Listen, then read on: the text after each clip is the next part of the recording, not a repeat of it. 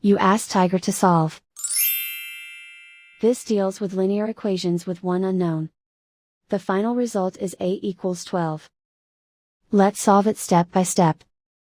Simplify the expression. Expand the parentheses. Group like terms.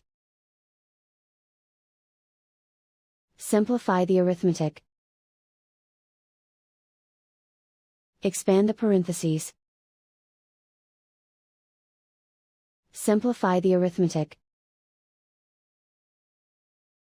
Group all a terms on the left side of the equation. Add 4a to both sides. Group like terms. Simplify the arithmetic. Group like terms. Simplify the arithmetic. Group all constants on the right side of the equation. Add 8 to both sides. Simplify the arithmetic.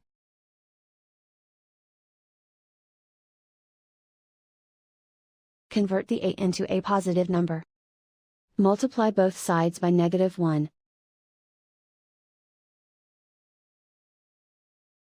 Remove the ones. Simplify the arithmetic. And so the final result is a equals 12.